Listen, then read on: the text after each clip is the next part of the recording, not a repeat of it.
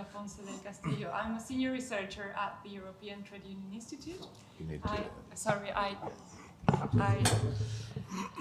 I normally work on the regulatory aspects of emerging technologies and how they impact workers in Europe. And I'm very happy to be here because at CPDP we normally focus on data protection and privacy, human rights issues on a larger extent, and very narrowly labor issues are not really taken into account. I have been trying to bring panels regarding working conditions, labor aspects of data protection and AI, just to bring also your experience in. And this year we have organized together with a very good friend and colleague, Jill, from the University of Amsterdam, this panel around why standardization is being so powerful into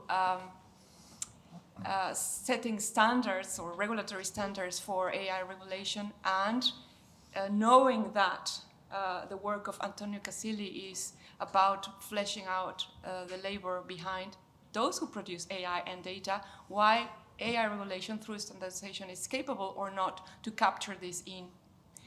The second question is whether workers across the globe are able to participate in standard settings, international standardization organizations or not. For that, we have also invited CENELEC to speak about their position on the topic, how they envisage their societal participation in the standard setting, and Iverna McGowan to give a broader democratic perspective. And with that, thank you very much for being with us. We really appreciate your input because we are looking forward to that. And Jill, you can say some introductory words. I try. It's always hard to come before Antonio also. So thank you all for joining. I'm Jill from the University of Amsterdam and also the Racism and Technology Center. So two hats, both a PhD student and also running a nonprofit. I think, in my view, there have been, of course, many discussions related to regulating AI in the past 2 days, including, I think, yesterday, quite a lively panel on standardization. And of course, increasingly so, there's been a lot of talk of generative AI, ChatGPT, but also just in general, GPT-4 and all of these developments. But what you see a lot, and I think this is where I appreciate the people on the panel, which is that in many of these debates, you don't really focus on the material elements of AI. So looking at some of the cost of what does it mean to kind of understand or buy into many narratives of automation in which there are always material aspects to it, right? Like, so the labor conditions or environmental sort of degradation. So I think Antonio's work speaks very much to it, which is that in order to have gotten to where we are now with these large data sets like ChatGPT-3 to work, it has required years and years and years of course, data extraction and data collection, etc., but also documenting, cleaning, labeling that requires human labor, that often it's not a feature but a bug of automation and of AI systems. I think the term like photomation has been circulating, and there have been a lot of, I think, really good work. Antonio's team, Julian Posada, Milagros Miceli, even Meredith Whittaker, a lot of people trying to kind of like bring that to the discussion of what we do and what we think about when we think of AI. I think that I want to pass it to Antonio, but I also want to end with a quote of someone like Veena Dubal, who is a great legal scholar that does work, but she has said that like these data workers whose labor cannot be automated make automation and AI possible. And I think that is part of the discussion that we want to foreground today. And then, okay, how does that relate to regulation? And I think what is actually EU's role in even countering some of these issues, and if there is any. But I think for now, hopefully, our the two panelists will show up at some point. But for now, we have one panelist showing up. Yay! Hi, Lawrence. Hi. Okay, maybe actually, Antonio, before you start, I will leave Lawrence to. You want to introduce yourself a bit? Yeah. So. Let me sit back. Yeah. Yeah, and so talking about standardization, we have Lawrence from CENELEC, but I will leave Lawrence to introduce yourself a little bit before we pass on to Antonio. And thank you again for joining us. Good morning. Apologies for being late. A lot went wrong for me to arrive here at this time. I can talk about it later during a break. I work for CEN and CENELEC, the European standardization organizations. There's a third one. I work for two, CEN and CENELEC. And as many people know, the European Commission can request standards from the European standardization organizations in support of legislation. So they send a standardization request, and this has happened. They sent it formally 2 days ago.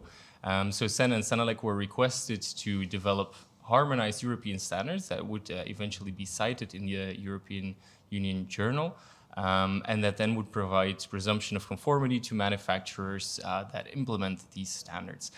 It's going to be a very long and tough road. We're looking at many sides, and very coincidentally, the plenary meeting of the Artificial Intelligence Committee of CEN and CENELEC was this week. So I just came from the Netherlands, where they had their plenary meeting, where all of this was discussed, and all of the dimensions, the perspectives, the timeline. So it's going to be a very interesting future. And yeah, I'm happy to be here and to talk about standards and how standards can support legislation. Thank you so much. I think we will. So actually, I will just briefly elaborate the structure of the panel. So Antonio will kick off with a presentation, just to kind of like, I think we decided on that to kind of frame the starting point of the conversation. And then Lawrence and Iverna and Aida will kind of respond to it from their various perspectives. And then we'll kind of have a discussion. I think the group is good enough, both also in the audience, to kind of have it a bit more interactive. I know it's early, but yeah, please get involved, and then let's see how this goes. Very Thank you, good. Antonio. Hope you had time to have coffee.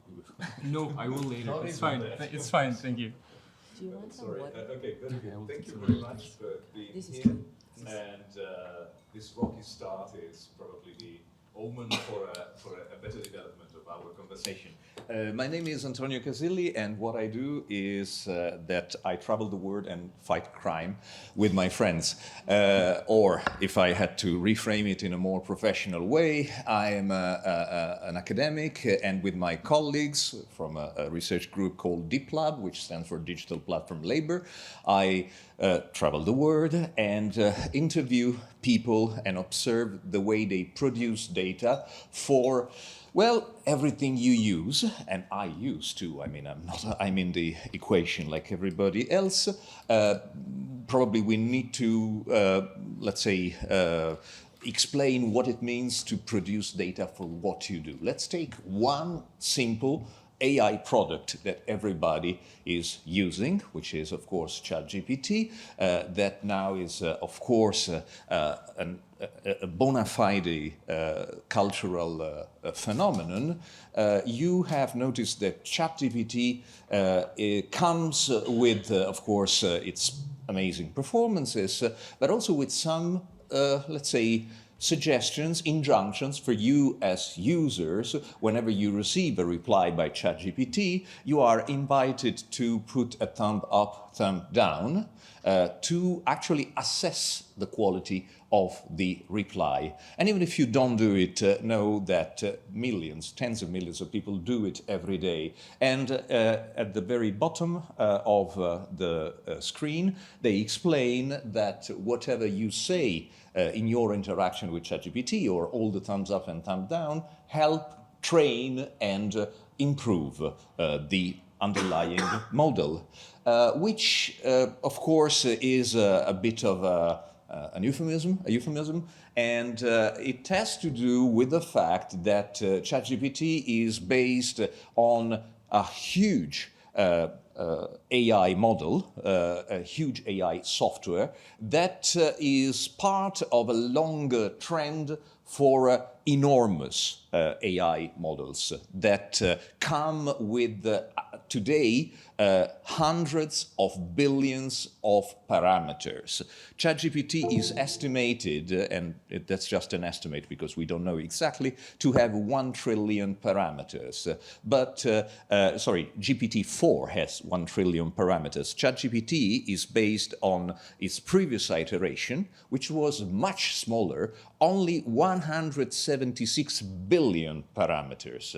Of course, I mean, the mind boggles, and especially if we are not experts in AI, one doesn't even start to fathom what are 176 billion parameters. And importantly, this is an amazement effect that data scientists and those who produce ChatGPT go for. They want you to be amazed and stop questioning how the sausage is made, how ChatGPT is actually produced. Because, and I want to actually submit this to you as an actual starting point for our conversation, whenever we say that these huge models, large language models, are based only on computational power and hyperparameters, we are forgetting one main, well, actually crucial ingredient, which are data.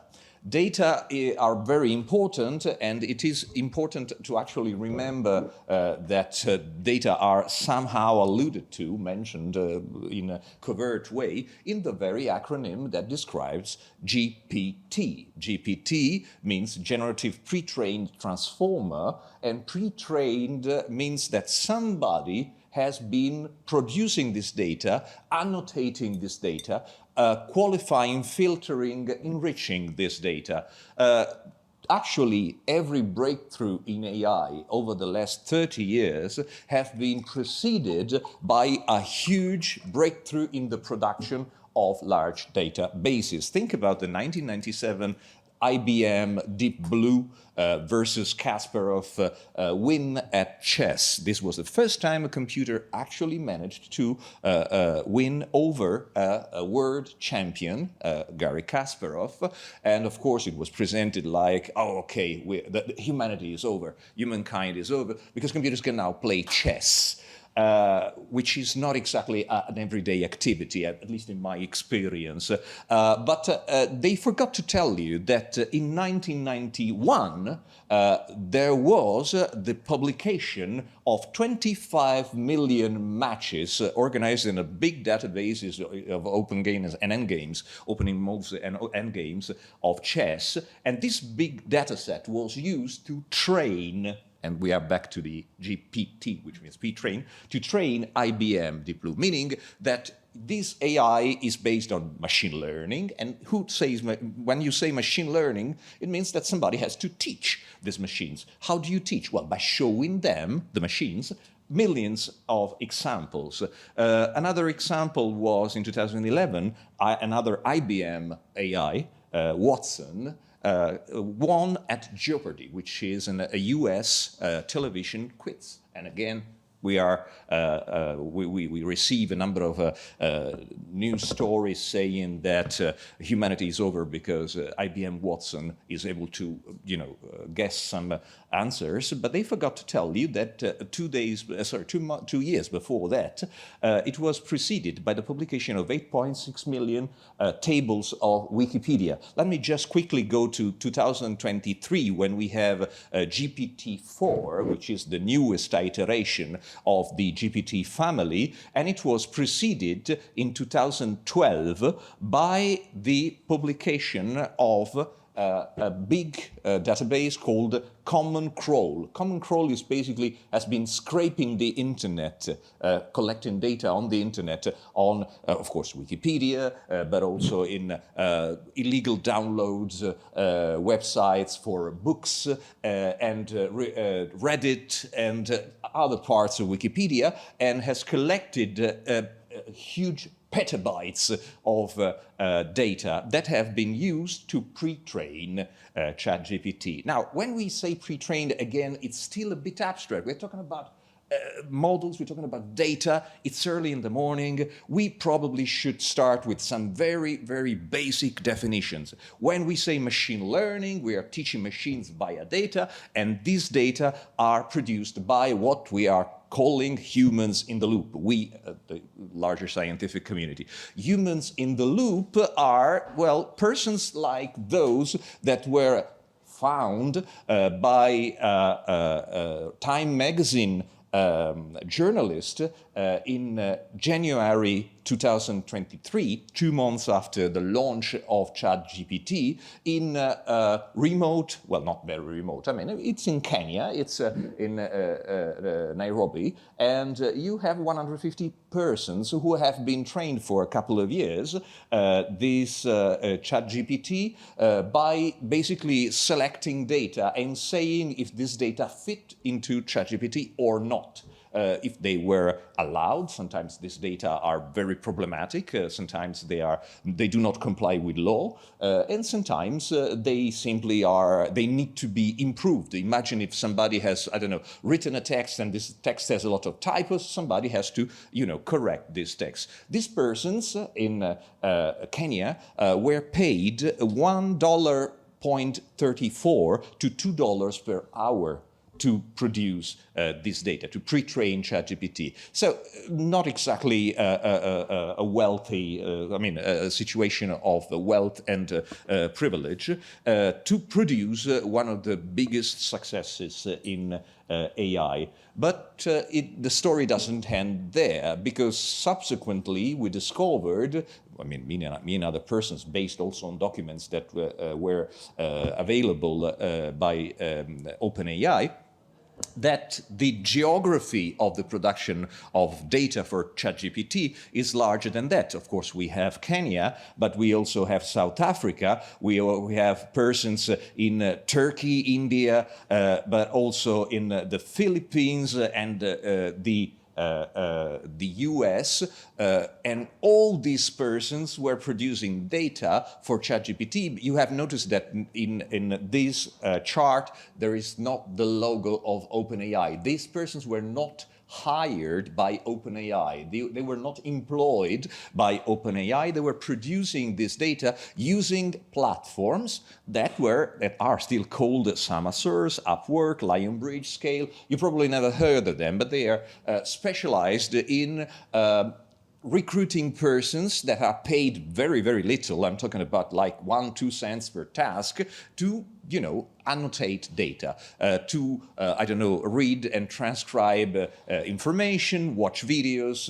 leave tags, box images. I will show you a few examples in a second. First of all, again, when I say that I travel the world and I interview persons who produce this data, where do they produce this data? These are images that are taken by my colleagues and PhD students, Maxime Cornet and Clément Leludec and myself. We were in Madagascar last year, and we interviewed people that were producing data on these platforms from their bedroom. This is the bedroom of two brothers that have created a very informal, let's say, company. Well, it's not a company. It's them and 3 friends from the neighborhood in the outskirts of Antananarivo in Madagascar. And they spend day and night, because they have created shifts, producing data for several platforms.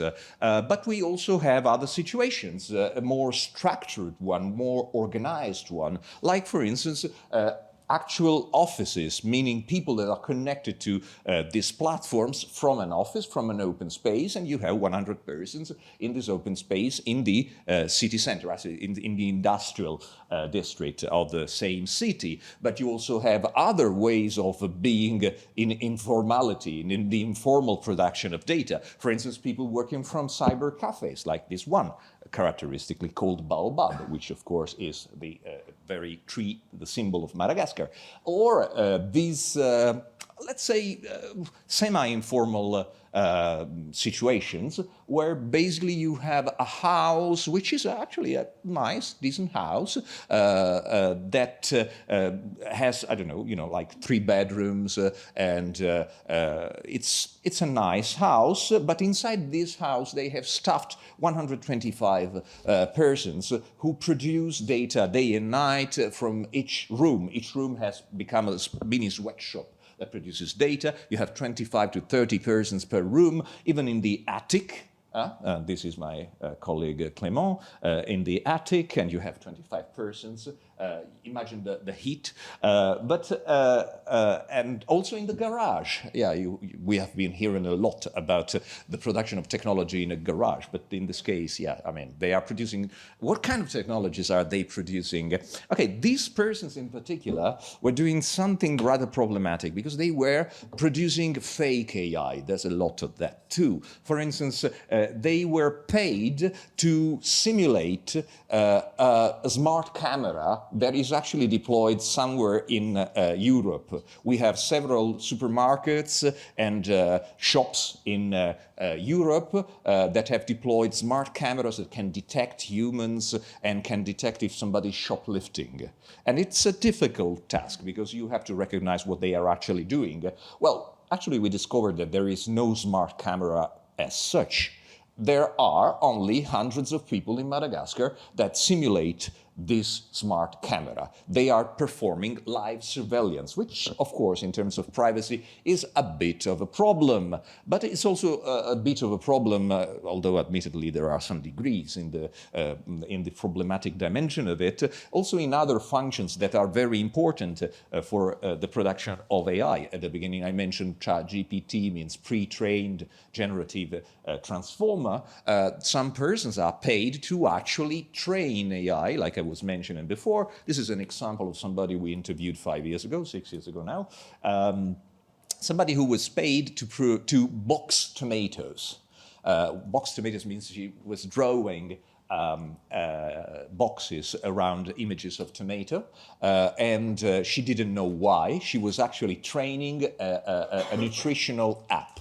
You know, the kind of app that you take a picture with and then it provides you with the computation of the calories. Or people that were listening, and this is a whistleblower we worked with in 2018, working on Cortana by Microsoft, and she was receiving snippets of conversations that users were actually having with Cortana about everything. And this is the problem, because it was also a lot of very, very personal information, and her task was to actually listen and check if the transcriptions were correct. For instance, in this case, the Cortana voice assistant said that probably this person said Ben Laden le mot alors. This is the sentence that is transcribed, but the actual worker discovered that the sentence was more like Ben donne-le-moi alors.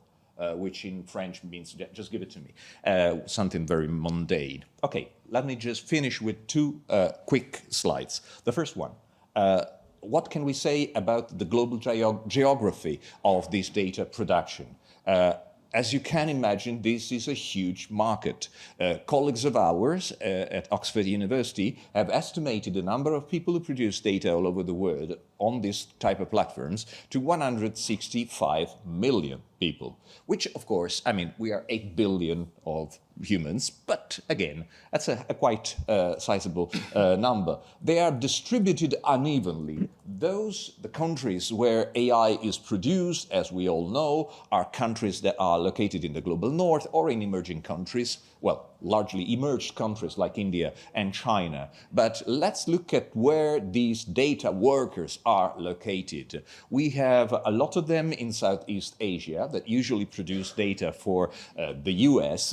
Our own research led us to people who were working in Madagascar, Cameroon, Nigeria, Morocco, Cote d'Ivoire, and producing data for French and recently Russian companies who produce AI, but also there was another big fieldwork that we did in Egypt. And the Egyptian data workers were producing data for the Chinese AI companies, especially face recognition data. And finally, this is our most recent fieldwork in South America, and data workers there produce data for the US, but also, again, for the European and the Russians.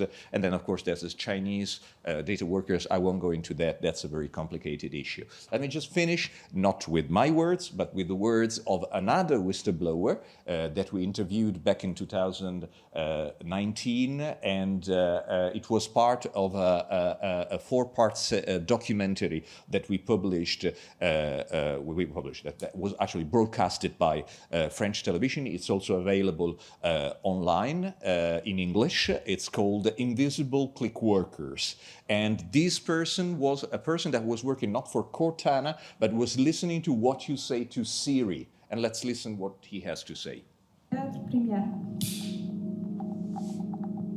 J'ai compris que j'allais travailler indirectement. I realized I'd be working for Apple when I signed the contract and read the clause saying I'm criminally responsible under Irish law if I divulge anything to anyone about this work.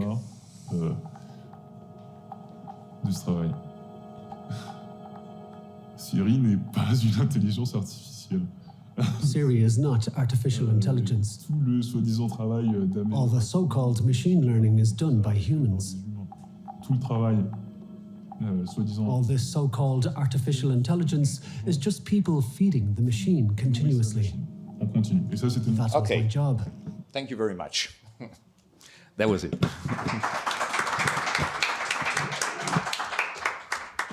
Thank you very much, Antonio, for the presentation, which I think speaks to, I think, a lot of, I think it brings up a lot of different, I think, issues also in terms of thinking about, I guess, existing regulation and new regulation that are upcoming to deal with, I think, many issues of power and whether or not that adequately tackles some of these very fundamental issues to tech development. So I think now, I don't think Iverna is going to join us. So we will just roll with it. So I think, I don't know if Aida or Lawrence wants to kind of respond or reflect first to the presentation.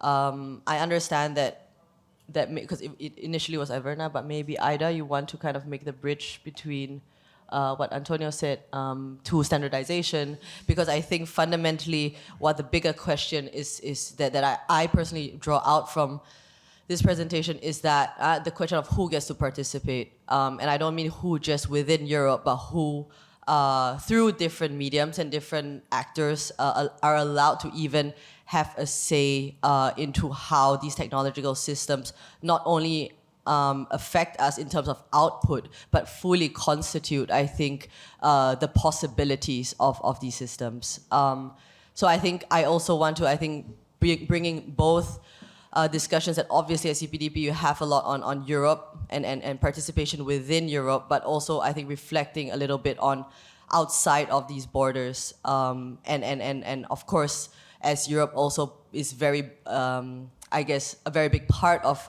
this drive to this so-called AI arms race, I think I also want to flag not just the complicity of tech companies, but also of governments and the Commission and the European Union and their complicity in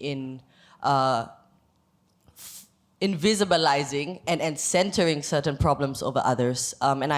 For me personally, it is I see that as an extension and a continuation of existing exploitation of particularly racialized labor as it comes from its colonial trajectories. But now I pass it on to Aida to kind of make that bridge and yeah, thank you. Thank you, Antonio and Jill. I think that there is nothing digital in the digital world. There is always manual work behind it, and this is the type of research that I'm pushing.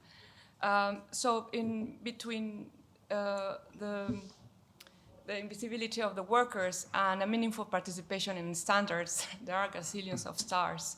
And I hope that this panel will try to figure out how to get into or how to reach those worlds. Data workers are, as you have seen, completely invisible. They do not have access to rights, labor rights, let alone privacy rights or human rights, and their working conditions are extremely precarious. So this precarity and penability of work makes it even very difficult to have a say in regulation or even into contact technical standards in their own countries.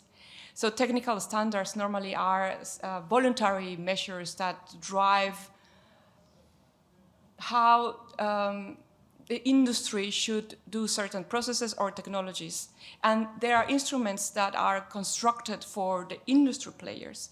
But at the same time, even though they have a voluntary nature, they have a huge and enormous power.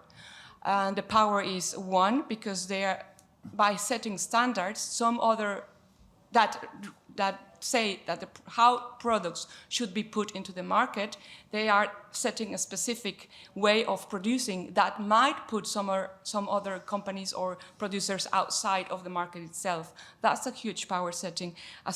And second one is that they are more and more referred into legally binding regulations such as the AI Act or other instruments, at least in the EU. And China, on another geography, is also being based its own technology work based also on standardization. And the third sign of huge power is the influence. And basically, they can influence how technology is designed and also how regulations can govern technology. That's a huge influence. On the other hand, this power raises the question of legitimacy. For me, in terms of data and labor, legitimacy means transparency. It also means participation and quality of the standards. And in terms of transparency, here there are two issues. The input into the process, so how the standards are being composed, how the committees are being composed and by whom, and the throughput of the process, how the whole process is being designed. So there are two ways of legitimacy. And when we see who is sitting in the committees at ISO or any other or same committees, we see that most of the players are industry-based. Why? Because standardization works from a national level up to a European or a global level, and the national level decides who gets to participate based on memberships, fees that needs to be paid to be part of the national standardization body, recognized as a part of the national standardization body, and carry on the voice of the country that is sitting as a delegation in a specific committee. And second, even though the regulation of the EU on standardization allows and encourages the participation of a broad of stakeholders, notably consumers, environmental organizations, societal stakeholders, and SMEs, we know also that if they can be sitting in the committee, they don't have the right to vote. So there is a discrepancy between how this mechanism tries to allow and whether the decisions and how the decisions are really taken on the spot. We have also observed that the majority of the participants sitting in these committees are not coming from civil society or from environmental NGOs, and they are more industry-based with specific industrial interest. The way they vote is not by fairness or democratic rules. The way they vote, what is set into the text of the standard, is a consensus.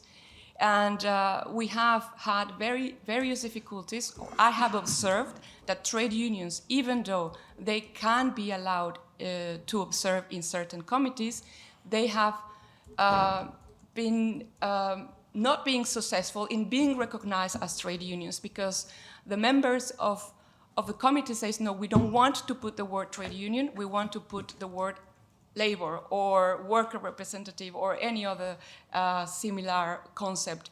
And the way trade unions tried to bring in their amendments and comments are always or very often watered down by other interests that by consensus have more weight.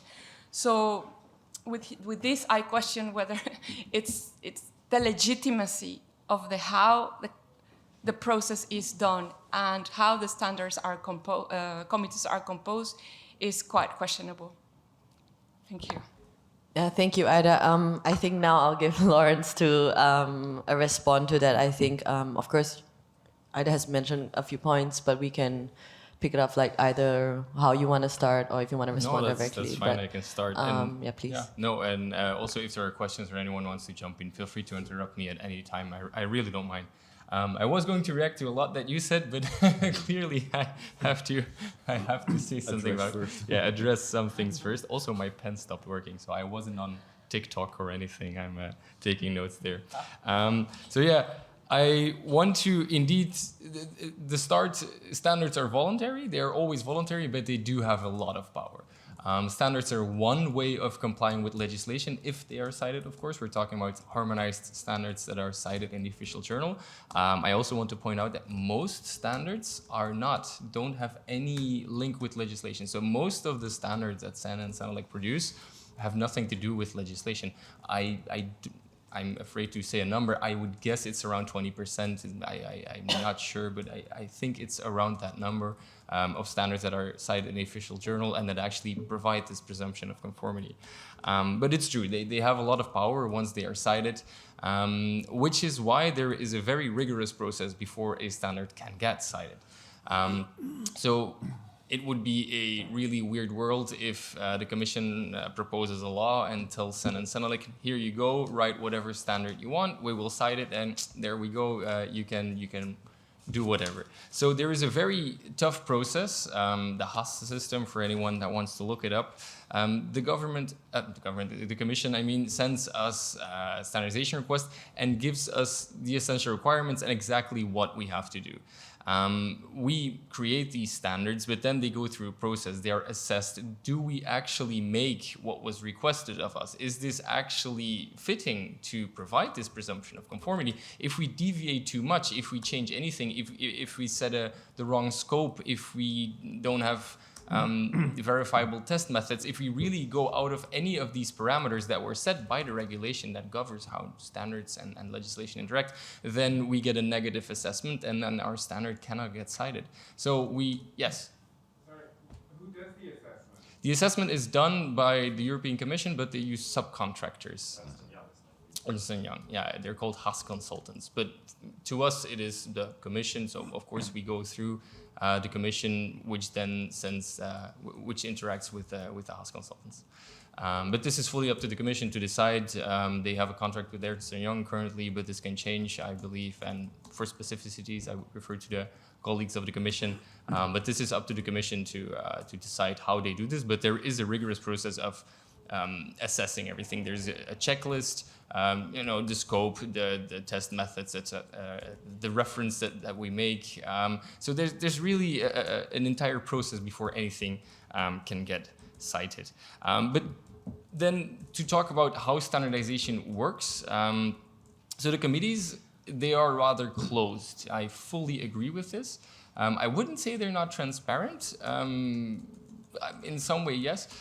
So no, it isn't easy to join a committee. Any one of us in the room, if you say, I would like to join one of your meetings, let me hop in, the answer will be no. I think personally, actually, that this is a good thing. I attend these meetings a lot. So as I said, I was in the AI meeting this week. This really has benefits as well. People can speak openly, and I've heard this a lot from the experts in the room.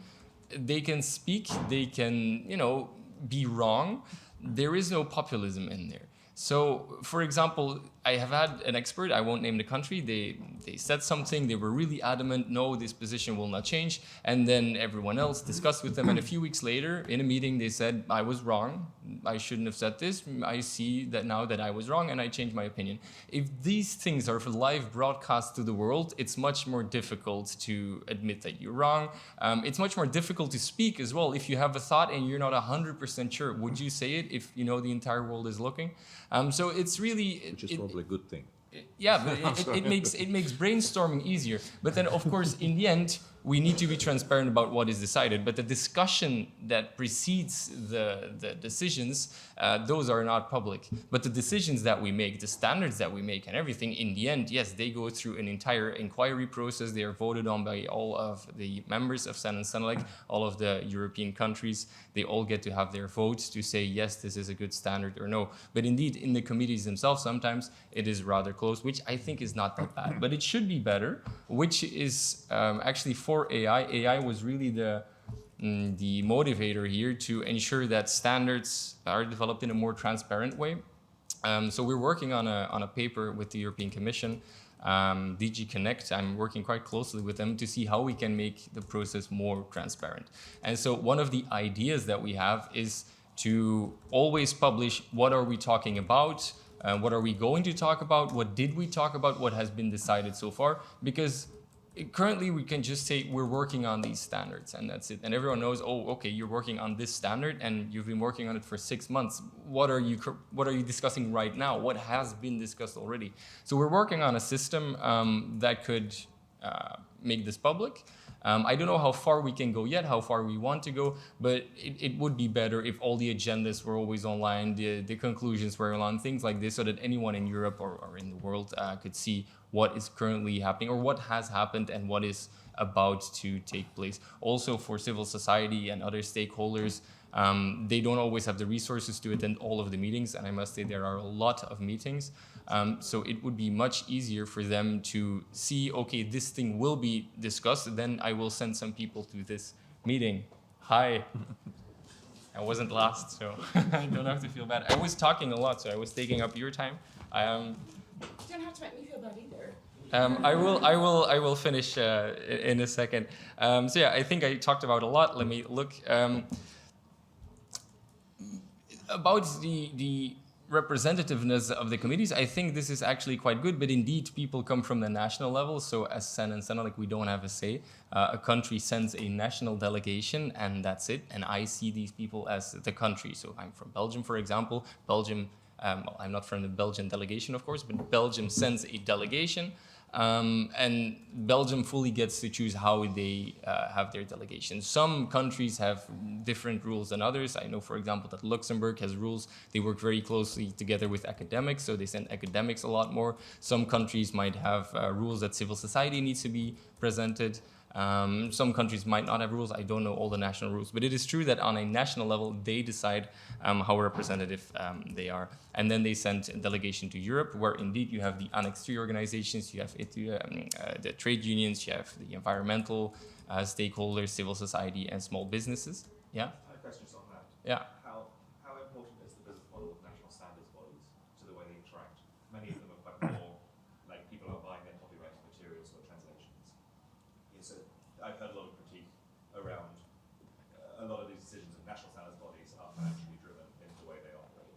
Yeah, so standards are for sale, and this is how national bodies get their revenue. They set the price for a standard, and if you want a standard, you buy it from the national body. I don't know, this is fully up to the national body itself. So I work at the European level. CEN and CENELEC do not sell standards. It's the members of CEN and CENELEC that sell standards. So I cannot speak as to the specific business model, but I guess I mean in the interaction between CEN, CENELEC and the national bodies. Mm-hmm. Oh, yeah, I've done that.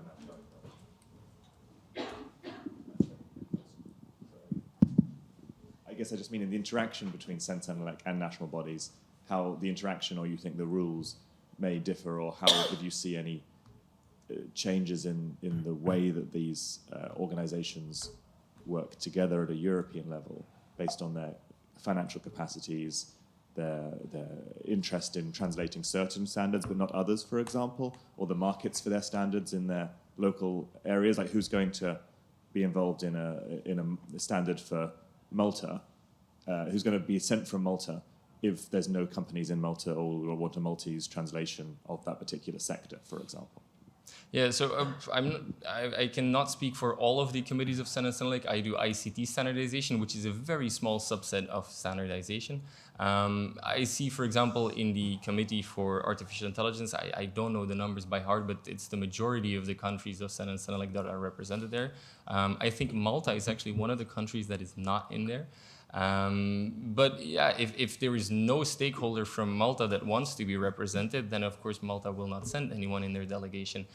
If there is someone from whatever layer of society, if there's civil society, if there's small businesses, if it's the big industry, they can contact their national body and ask to be in the national delegation.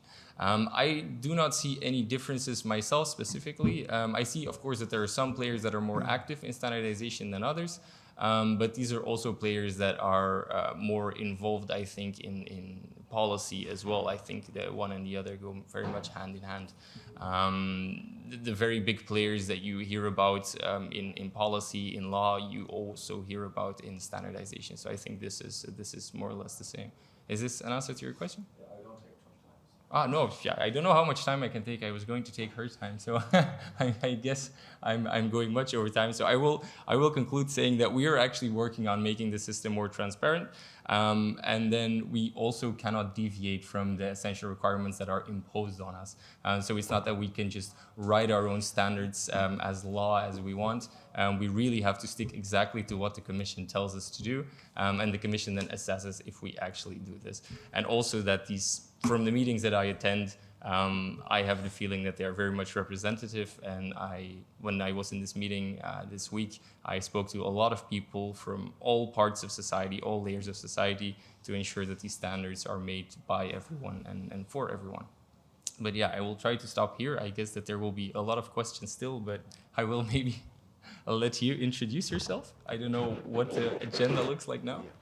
Yeah, thank you, Iverna, for being here. And just very briefly, I think, Iverna McGowan is the director for the Center for Democracy and Technology. I guess like entering the conversation at this point, but I think we've also briefly spoken about this before. So perhaps reacting to Lawrence's point about access, and I think very loosely also touching on the point of, well, there might be access, but it's also the question of resources and kind of more meaningfully, what does that access into these spaces, what does that actually mean? And I think maybe from the perspective of the work that you've been doing at CPDP, the type of meaningful civil society participation, and maybe just respond to that. And please feel free to also add in other stuff that you initially wanted to say, but didn't have to, wasn't able to earlier. Thank you. Thank you so much. My sincere apologies. Somehow I'd misunderstood the starting time of the session, and the worst part is I have a small baby, so there's nothing worse than having been up since 5 o'clock in the morning and still arriving late. So there you go, the joys of it. So as was kindly introduced, I'm the director of the Centre for Democracy and Technology, and we have an entire programme of work that looks specifically at workers' rights and AI and how it impacts. And something that I wanted to frame before answering the specific question on civil society participation, I think given now the real permanence of AI in all of our lives, that it's important not to forget the existing normative frameworks. And I'm talking mainly about human rights, and in particular economic, social and cultural rights. We need to remember that the right to work includes a right to an adequate living, to dignity at work, to leisure time, and all of these other elements. And they need, and that's why when we look at things like the Artificial Intelligence Act, it takes this risk-based approach. But I worry that those really important norms and standards that will actually protect both data workers and others impacted by how AI impacts our working space, and we might not capture that if we don't take that holistic normative approach to what we're doing. And very briefly, so what our work has looked at, we've done extensive research on how AI discriminates in access to hiring, and we have concrete recommendations on how standards might be introduced. But one of the things, for example, that was really important is actually to query what are people being tested on for a given job in the first place? And that's not obvious. So we've seen instances where people, it impacts particular people with disabilities because they may not react to a certain question the same way. People who either temporarily or permanently cannot speak might be impacted by some of the AI hiring tools and voice recognition that's being used. So it just goes to show that there's a level of nuance as to some of the questions. It's not only about the national level and who's participating, but you actually really need to almost go sector by sector and issue by issue to say, how do the particular type of standards, what do we need to interrogate here? Like I mentioned in hiring, it might be, look, there's no need to check somebody's sense of optimism if they're going to work as an accountant. That, you know, there's just no real legal reason for that, and it can lead to many discriminatory outcomes. The other area of work that we've looked at quite a lot is bossware. So that's obviously, in case there's people not aware of it, it's the technologies AI used to really survey workers. And unfortunately is the case that you're probably more likely to be subject to this if you are a data worker inputting or training AI, or more likely to be subject to this if you're working in a country with low rule of law safeguards, no safeguards, or no privacy legislation. And obviously those kind of AI surveillance work, it impacts the core of dignity at work. It really disrupts people taking breaks. It gives that constant stress of anxiety, of being overlooked. It totally disregards reasonable accommodation for persons with disabilities and other means. So our work is really interrogating that, and I think that's why we need this really nuanced approach of not only saying, okay, we need standards, but we also need to see how do we imbue international human rights law standards into that. And I say international human rights law because I'm thinking globally on this. And then on the point in particular about civil society participation, and I know we've talked about this before, civil society does not have a vote at the table. And if you don't have a vote, it's unfortunately not going to be as democratic, and the participation is not going to be meaningful. On the other hand, broadening the lens again, we're also in a situation where civil society, particularly in the digital rights field, is grossly underfunded and overstretched. And then if you go even further to maybe civil society organizations that are representing at-risk or marginalized groups, I'm thinking of migration, anti-racism, they're even less resourced. And these are the individuals that are most likely to suffer the most harm from the different types of AI tools that we're using. So I think it's extremely important that we maybe rethink a participatory approach that's more democratic, but also that captures the necessary nuance and really, I guess, sector level expertise that we need to prevent harms in real life and have meaningful access to justice and remedy as well, which is really important. And I remember from our previous conversations, we talked about this entire market surveillance-based approach to regulation rather than a rights-based approach, which I believe could be more efficient. Thank you. I think, Aida, you want to respond? Yes, just very quickly to the point that Lawrence made on the 90% of standards not being referred into a specific piece of legislation. I think that we should take this statement cautiously, because in 2015-16, I followed the ISO standard 45001 on occupational health and safety management systems. 2015, it's a long time ago, almost 10, a lot of time. And in Europe, it's an ISO standard, so drawn internationally, but in Europe, we have a very strong directive on occupational health and safety that sets the standards for managing health and safety at the workplace with concrete and detailed obligations for employees and for workers. So that's the standard. Suddenly, since the 80s, in 2015, this ISO organization come up with their own interpretation of the EU directive on managing health and safety systems and puts the standards out to the world. Of course, companies were very interesting because they could pay for a new standard to manage their own health and safety in their companies, disregard the EU directive, and just comply with the practical rules that the standard just setting. That created, or it is creating, a huge problem. And this standard is not referred in any text. It's just an ISO voluntary standard which has no link to the legislation. And today, we face this legitimacy of regulation. It is indeed governing. It has acquired the power of regulation. So that is completely disrupting the field of health and safety, but also we can see this as an example of how standards are taking over the role of laws, democratic processes, and setting the rules on their own criteria. Thanks. Most of this is not true. I fully disagree with this. This statement, I think, shows a complete misunderstanding of standardization. Standards are voluntary, and I see why someone on the outside who doesn't know a lot about standards might think that standards are law, but standards are definitely not law. They are absolutely not legislation. They are completely voluntary in application always, and when it is not cited, then it doesn't even have anything to do with law, and it cannot. A manufacturer cannot even use it to show I'm complying with the law. I'm not specific. I'm not familiar with the standard you mentioned. But if ISO creates a standard, then there is first a European vote. If Europe wants to adopt it, all the European members first have to say, do we want to have this as a European standard? And only if they say yes, do they become implemented at national standards. Otherwise, it doesn't.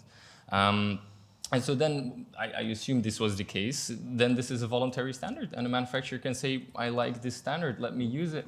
But then does this have anything to do with the law? No. So if the manufacturer still has to comply with the law, and if the standard doesn't fit the law, especially when the standard hasn't been cited at all, there is nothing else that changes. There's nothing that changes for the manufacturer because he implemented a standard. It's standard that is not cited, doesn't have anything to do with the law. So whether you implement it or not, when you get sued or whatever because you broke the law, there is nothing that changes, and you will still have to prove that you were following the law, and the standard doesn't have anything to do with it.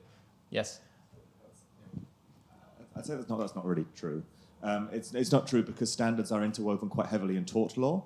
So the idea that you would say, hey, we took due diligence or we were not negligent in, for example, cybersecurity, well, the one thing a court would look to is have you followed a professional standard? Right? And they look for that as the standard there. So if a standard is lower substantively than protection, for example, carrying out impact assessment, these open-ended terms in the law get interpreted very heavily through standards, which I agree are technically voluntary, but judges are not interested or not able to shape and grapple with these technical dimensions themselves. They don't want to get courts involved in that. And so they lean on private standards. And there's a lot of work, like Harmstrappel's work, that shows incredibly the connection between standards and private law. So yes, just because something's not referred to in a law specifically, that's I don't think it means it's got nothing to do with the law. And similarly, regulators heavily use standards often. For example, the Dutch data protection regulator heavily relies on several standards in data protection, which are not referred to in the law, which are ISO standards, in order to assess compliance when doing an investigation. And so I think there is an interwoven nature between here, which is also to do with the lack of capacity in judicial examination, but also in regulators. And so this it's not quite fair to say that they have nothing to do with the law, because you have to understand the law as a socio-legal system. And if I can just follow up on that, because I understand exactly where you speak from, let's say, Laurent, meaning that you provided us with a very insightful sociology of standardization, meaning how the process goes on. But it doesn't take into account how the process becomes eventually an excuse for other actors to avoid a stricter regulation. By this I mean, and again I'm following up both on Aida's and on the last remark, that if you look at the way regulation is now presented by industry actors, think about Sam Altman asking for a regulation of AI, Elon Musk asking for regulation of anything. They are talking about standardization and calling it regulation, meaning they are talking about a process where industry actors come around the table and, according to a Chatham House rule, brainstorm and come up with what fits with their requirements. This is not regulation. This is standardization, right? I would still say no, but let me react. Okay, I'm sorry. Can you just react quickly? Then there's some questions, so then we can carry on the conversation. But of course, please react. I would just shortly, I think this again comes down to the representativeness. Of course, Elon Musk in America, he will do whatever he does.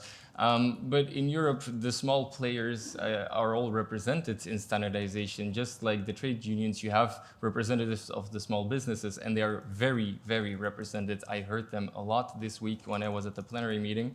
I know how it's easy to see CEN and CENELEC as, probably big industry driven, but this is absolutely not the case. I talked to many people, representatives of small businesses, in this meeting earlier this week. So this is absolutely not the case. And also the voting system, I heard it multiple times that the civil society, for example, doesn't have a vote. And this is true. Civil society doesn't have a vote in CEN and CENELEC. CEN and CENELEC voting is based on the number of citizens of the country. So it will be very weird. How do you measure this? How do you weigh this? Would you say civil society is as important as Belgium, as France? How do you weigh this? How do you compare these things? Instead, we use the national delegation system to ensure that civil society participates in these national delegations. And instead of having a vote on the European level, these stakeholders have a direct line with the Commission, and they can send in what is called an opinion. So they have the opinion system. So while Europe is voting on a standard, let's say they vote yes or they vote no, it has a certain weight. Civil society, small businesses, the trade unions, the environmental stakeholders, they cannot say yes or no. Instead, they can send in an official opinion. It is a separate system, but they can send this in. And they also have a direct line with the Commission to say, this is something we like or this is something we don't like. And it is also for the Commission, of course, to take this into account. And then lastly, the point I wanted to make,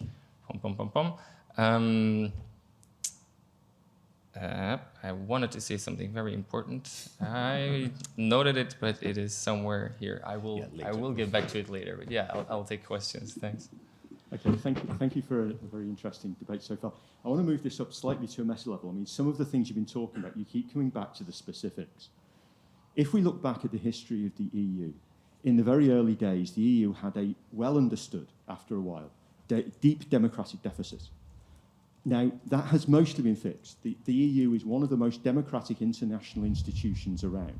It could still be better, but it's now much more democratic. The way CENELEC is currently constituted is like the early EU, and it needs to think about how it works and how strong its influence now is. And it needs to look back at this history and say, okay, we are at the same problem that the EU was at in the 70s in terms of democratic deficit. And you're being very defensive about this system. And I think you're not looking at the meta level of this and not looking at the historic sense of this. One other point, if I may, if we look more recently, large parts of the EU research and innovation setup, particularly the Horizon programs, but all of the other elements of the EU's research and innovation area, have had a strong push to include responsible research and innovation. And again, this is something we've been pushing for the last 10 years or so in the Horizon programs and the ERC. But in certain other areas, it has not come in. And the standardization is part of the innovation pipeline, but we haven't had a push to put RRI into this, which includes things like openness, like the ability to know what the current standards are without having to pay large amounts of money for them. And again, this is the meta level. This is not saying you're wrong now, but we need to think about how these systems need to evolve. And just being very defensive and saying the system works well and we can't change how it works is very short-sighted. It's very powerful, and you may disagree with how powerful it is, but you admit that it has a certain amount of power. And you need to understand that we need to be looking at the meta level of how this works and not just be defensive about how the current system was constituted, but look at its power now and how it needs to evolve so that it can be much more democratic and much more influential in the future, and so that you don't have to be defensive about how it works. Thank you. To react to this, I was being defensive. This is true. It is powerful. I fully agree that it holds a lot of power. I would just say that it's not law, but let's not reopen this discussion. The not very democratic early EU, I kind of like this statement. The thing is, you haven't seen the standardization of the past years. So the Committee on Artificial Intelligence is very new. It was established a few years ago. And when they started, when I joined CENELEC, people also told me, oh, it's a bunch of old white men sitting in a room writing standards. The AI committee, the first thing they did was saying, no, we are going to have a gender balance. We're going to have representativeness. We're going to ensure that everyone is involved. So while the comments on the CENELEC that it was 10 years ago or 5 years ago or whatever, before I was there, may be true, I'm not going to speak about this.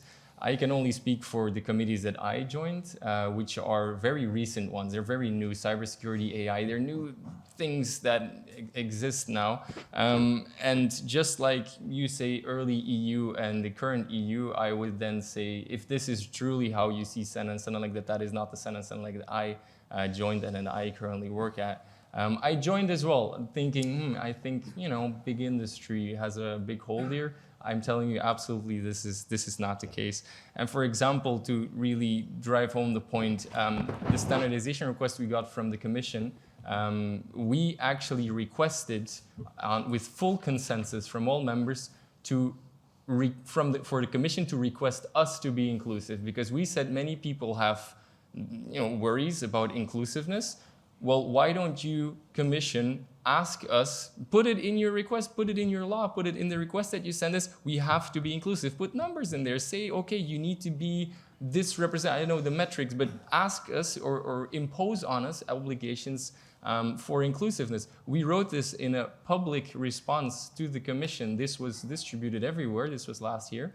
And so the Commission, they now requested us, I don't think they put it in there, but not in a legal official way, but the Commission has contacted us and said, okay, let's look at inclusiveness. Let's look at what we can do to ensure that everyone sits at the table, which is what we're currently working on.